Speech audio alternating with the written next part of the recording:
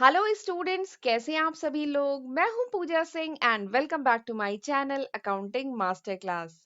And जैसा कि आपने थंबनेल में देख लिया होगा कि आज के इस वीडियो में हम बात करने वाले हैं about BEd course. BEd is bachelor in education. ठीक है, इस कोर्स के बारे में हम बात करने वाले हैं।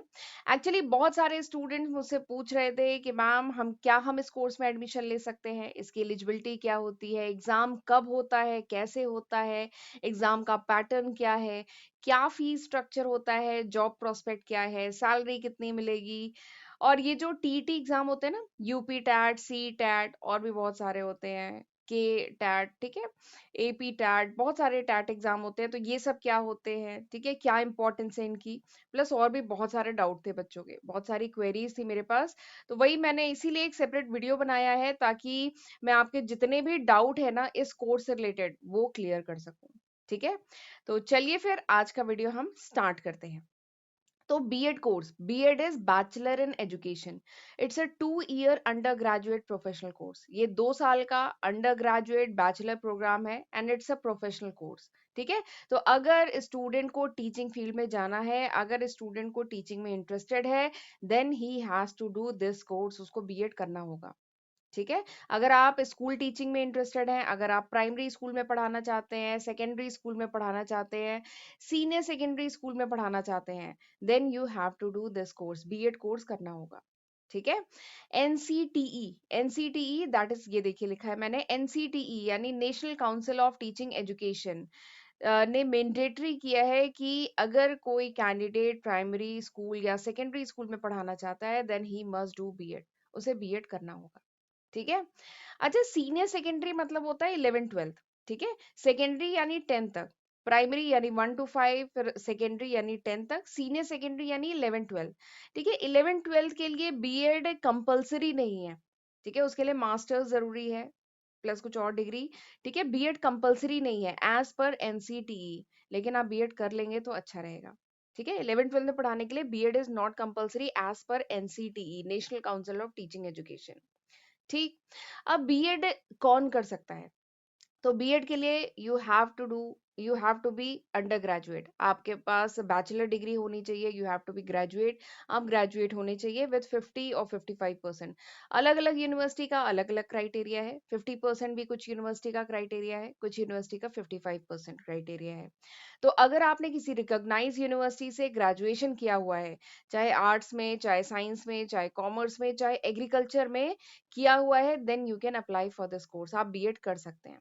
ठीक है, बीएड भी एक अंडर ग्रेजुएट प्रोग्राम है, लेकिन बीएड करने के लिए जो एलिजिबिलिटी है ना वो भी यही है कि you have to be graduate, आप ग्रेजुएट हो। ठीक, तो दिस इज बीएड। वही अब जो अभी मैंने आपको बताया एलिजिबिलिटी क्राइटेरिया कि कौन बीएड कर सकता है, तो you have to be graduate. आप ग्रेजुएट होने चाहिए इन एनी स्ट्रीम, किसी भी स्ट्रीम में।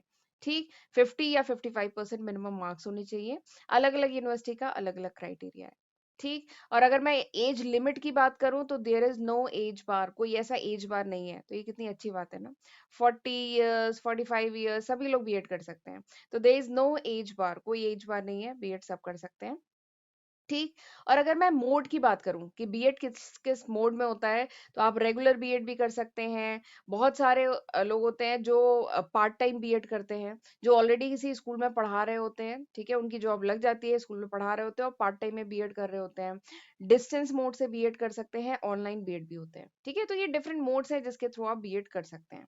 राइट, चलिए आगे बढ़ते हैं। अच्छा, आगे बढ़ने से पहले मैं बताना चाहती हूँ कि this is the list of subject. ये जो आप लिस्ट ऑफ सब्जेक्ट देख रहे हैं, ये सारे ही सब्जेक्ट मैं अपने चैनल पे आज की तारीख यानी जून 2022 तक अपलोड कर चुकी हूँ। ये सारे ही सब्जेक्ट पे वीडियो लेक्चर्स मैं अपने चैनल पे अपलोड कर चुकी हूँ। सभी की मैंने सेपरेट प्लेलिस्ट बनाई हुई है अपने चैनल पे। तो मेरा बस यही कहना है कि इसका फायदा उठाइएगा। ठीक है, खुद भी पढ़िएगा और अपने फ्रेंड्स के साथ भी इनको ज्यादा से ज्यादा शेयर करिएगा। और ये अभी तक है, जून 2022 तक है। अगर ये वीडियो आप कुछ महीने बाद देख रहे हैं, कुछ साल बाद देख रहे हैं, तो होपफुली मैं इसमें काफी न्यू सब्जेक्ट ऐड कर चुकी होंगी। ये अभी तक है, जून 2022 तक। 450 के अराउंड वीडियो लेक्चर्स मैं अपने चैनल पे अपलोड कर चुकी हूँ। तो ये सब मैंने आपके लिए किया है, इसका फायदा उठाएं, खुद भी पढ़ें और फ्रेंड्स के साथ भी ज्यादा से ज्यादा शेयर करिएगा। ओके। और चैनल पे पहली बार आए हैं, चैनल को अभी तक नहीं सब्सक्राइब किया है, तो मेरे चैनल को भी ज़रूर सब्सक्राइब करिएगा एंड नोटिफिकेशन बेल भी ज़रूर प्रेस करिएगा, तभी आपको मेरे जो आने वाले वीडियोज़ हैं, उनकी नोटिफिकेशन मिल पाएगी। ओके, चलिए फिर आगे बढ़ते हैं। अब मैं आपको बताती हूँ एडमिशन प्रोसेस, यानी बीएड में एडमिशन कैसे होगा। तो बीएड में जो एडमिशन है दो तरीके से हो सकता है। मेजॉरिटी केसेस में, यानी majority of universities admission test लेती हैं, एंट्रेंस एग्जाम कंडक्ट कराती हैं और उसके थ्रू होता है एडमिशन बीएड कोर्स में। कुछ यूनिवर्सिटीज जो होती हैं वो मेरिट बेसिस पे भी एडमिशन लेती हैं बीएड में, बट मेजॉरिटी केसेस में क्या होता है, there is an entrance exam होता है। और अगर कैंडिडेट वो एंट्रेंस एग्जाम क्वालिफाई कर लेता है, बीएड का एंट्रेंस एग्जाम क्वालिफाई कर लेता है, तब वो एलिजिबल होता है बीएड कॉलेजेस में एडमिशन के लिए। ठीक है। और जो यूनिवर्सिटी मेरिट के बेसिस पे एडमिशन लेती हैं, वो अंडर ग्रेजुएट कोर्स, जो ग्रेजुएशन कोर्स है, उसमें स्टूडेंट के जितने मार्क्स आए हैं उसके बेसिस पे मेरिट लिस्ट बनती है और उसके बेसिस पे एडमिशन मिलता है। ठीक है। और बीएड के अगर मैं कुछ पॉपुलर एंट्रेंस एग्जाम की बात करूं, ठीक है, तो जैसे डीयू बीएड है, यूपी बीएड है, बीएचयू बीएड है, इग्नू बीएड है, ऐसी हर स्टेट, हर यूनिवर्सिटी अपना बीएड एग्जाम कराती है। ठीक है। जैसे आपको यूपी में किसी भी कॉलेज, किसी भी यूनिवर्सिटी में एडमिशन लेना है, देन यूपी बीएड आपको देना होगा। इवन यूपी बीएड होने भी वाला है, 6 जुलाई को इसका एग्जाम है यूपी बीएड का। अभी फॉर्म आया हुआ था, मैं आपको अभी दिखाऊंगी उसका नोटिफिकेशन। ठीक है। तो आपको एंट्रेंस एग्जाम देना होता है, और अगर वो एंट्रेंस एग्जाम आप क्लियर कर लेते हैं तो उसके बाद मेरिट लिस्ट बनती है और फिर आपको काउंसलिंग में बुलाया जाता है, और सीट की अवेलेबिलिटी के बेसिस पे आपको सीट अलॉट की जाती है पर्टिकुलर कॉलेज में। ठीक है। तो ये इसका एडमिशन प्रोसेस होता है। जैसे मैं बता रही थी ना, यूपी बीएड का अभी फॉर्म आया हुआ था, पिछले महीने ही आया हुआ था। ये देखिए यूपी बीएड का 2022-24 का नोटिफिकेशन है। इस बार यूपी बीएड का exam Rohilkhand university Bareilly conduct करा रही है। तो इसका देखिए फॉर्म आया हुआ था, अभी 20 मई को ही ये फॉर्म क्लोज हुआ है, और अब इसका 25 जून को एडमिट कार्ड आने वाला है और 6 जुलाई को एग्जाम है, और फिर 1 महीने के अंदर ही इसका रिजल्ट भी प्रपोज्ड है कि आ जाएगा। ठीक है। तो इस तरीके से नोटिफिकेशन आता है अलग अलग यूनिवर्सिटी का। यूपी बीएड का अभी नोटिफिकेशन कुछ टाइम पहले आया था। तो अगर आपने ये एग्जाम भर दिया था तो बहुत अच्छी बात है, अब तैयारी करिए, 1 महीने का समय है। आगे अभी मैं एग्जाम पैटर्न भी बताऊंगी, बट अगर इस साल मिस हो गया है तो कोई बात नहीं, अगले साल जरूर करिएगा। ठीक है। और जो लास्ट ईयर के स्टूडेंट होते हैं ना, ग्रेजुएशन के आखिरी साल के, जैसे BCom last year, BSc last year, BA last year के जो स्टूडेंट है, थर्ड ईयर के, they can also apply for this course. वो भी बीएड के कोर्स का एंट्रेंस एग्जाम दे सकते हैं। ठीक है। ऐसा नहीं है कि ग्रेजुएशन की डिग्री पूरी खत्म हो जाए उसके बाद बीएड करना है, ऐसा नहीं है। जो लास्ट ईयर के स्टूडेंट हैं वो भी इसके लिए अप्लाई कर सकते हैं। ओके। लास्ट ईयर मतलब जैसे आपका सेशन 2021 to 22 हो। ठीक है। लास्ट ईयर मतलब आपका जो थर्ड ईयर है वो 2021 to 22 वाला सेशन हो। ठीक है। तो 22 भले ही अभी आपका रिजल्ट आया है चाहे नहीं आया है, कोई बात नहीं।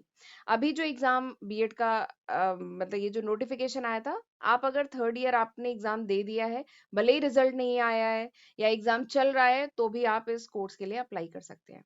ठीक है। बट अभी खैर डेट निकल गई है, लेकिन नेक्स्ट ईयर जो बच्चे अभी सेकेंड ईयर में है वो अगले साल इस कोर्स के लिए अप्लाई कर सकते हैं। ठीक। चलिए आगे बढ़ते हैं। अब मैं आपको बताती हूँ इसका एग्जाम पैटर्न।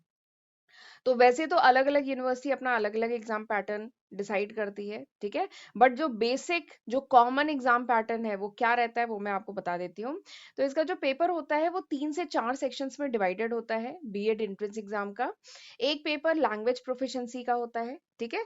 लैंग्वेज प्रोफिशिएंसी का एक पेपर रहेगा जिसमें हिंदी, इंग्लिश, जैसे इस नॉर्थ इंडिया के इंडिया में तो हिंदी और इंग्लिश दो लैंग्वेजेस रहेंगी, जिसमें एक लैंग्वेज आपको अटेम्प्ट करनी होगी।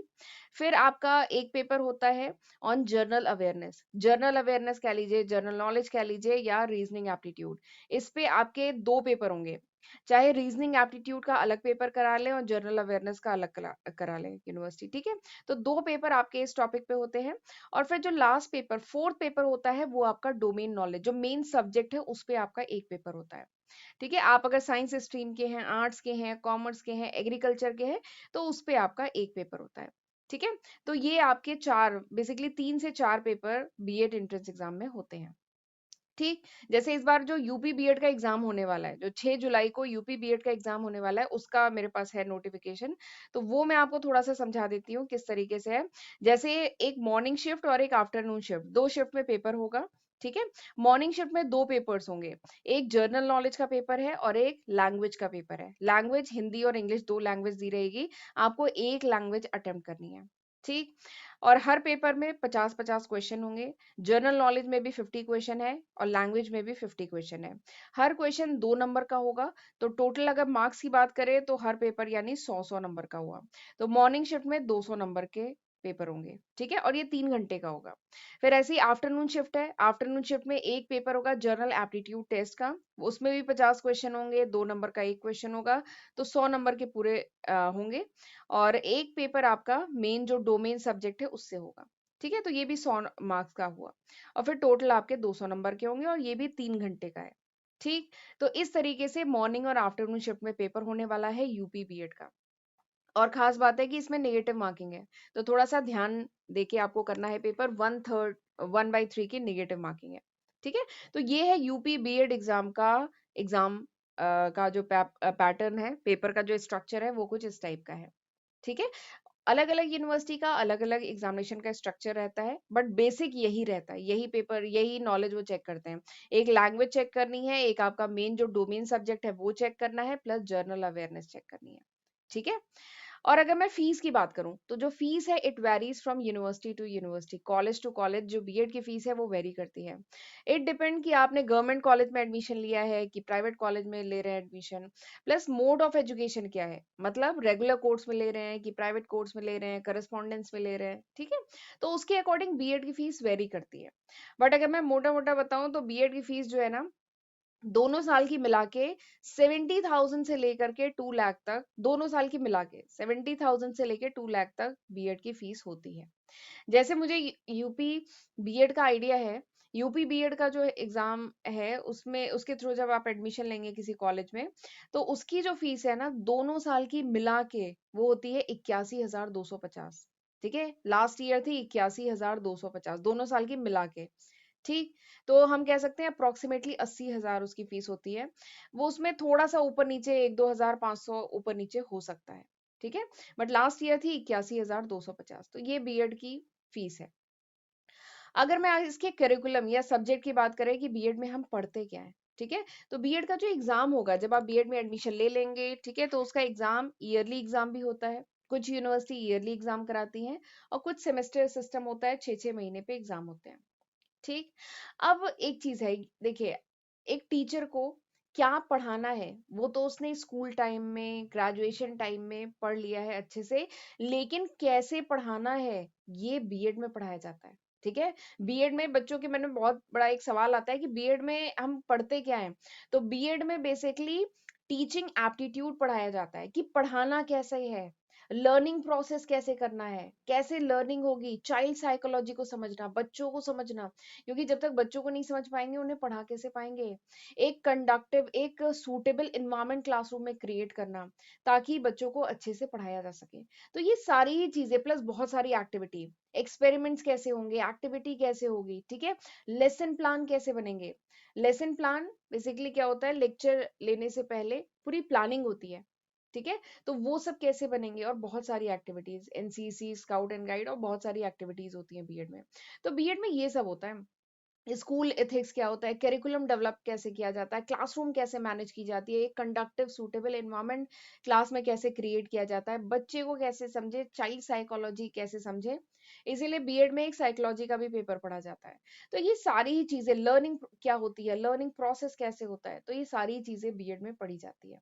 ठीक है, और बच्चों के मन में ये टीटी को लेके भी बहुत डाउट था कि टीटी ये क्या होता है। तो टीटी का फुल फॉर्म है teaching eligibility test. TET is teaching eligibility test.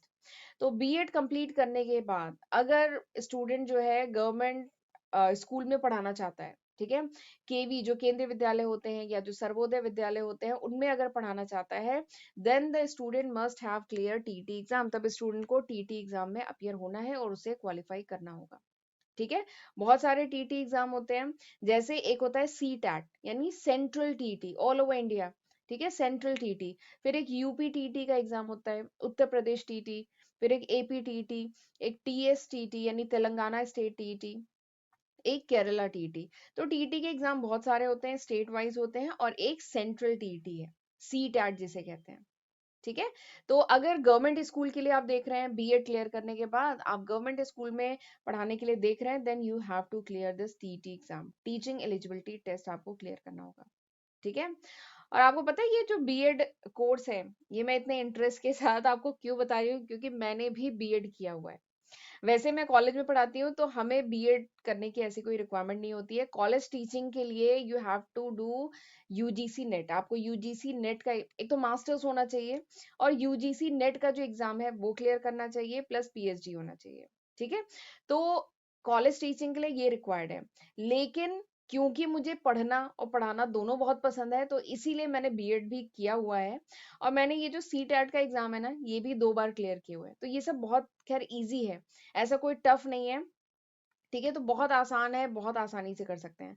और अगर बीएड किया है, भले ही आपको गवर्नमेंट स्कूल में जाना है चाहे नहीं जाना है, बट मेरी एक एडवाइस है, आप सी टैट यूपी टैट का एग्जाम भी क्लियर करें। ठीक है। यूपी टैट अगर उत्तर प्रदेश के हैं तो यूपी टैट, बाकी दूसरे स्टेट के हैं तो जो भी उस स्टेट का टीटी एग्जाम हो वो क्लियर करें। ठीक है।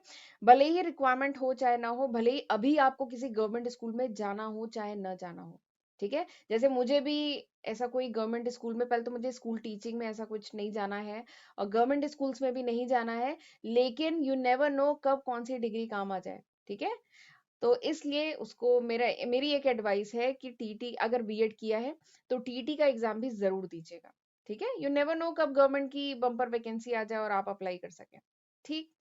चलिए, अब मैं अगर इसके जॉब प्रोस्पेक्ट की बात करूं, बीएड के अगर आपने किया है तो इसके अगर मैं जॉब प्रोस्पेक्ट की बात करूं, तो अ, आप स्कूल टीचिंग तो कर ही सकते हैं। ठीक है। गवर्नमेंट स्कूल या प्राइवेट स्कूल में स्कूल टीचिंग कर सकते हैं।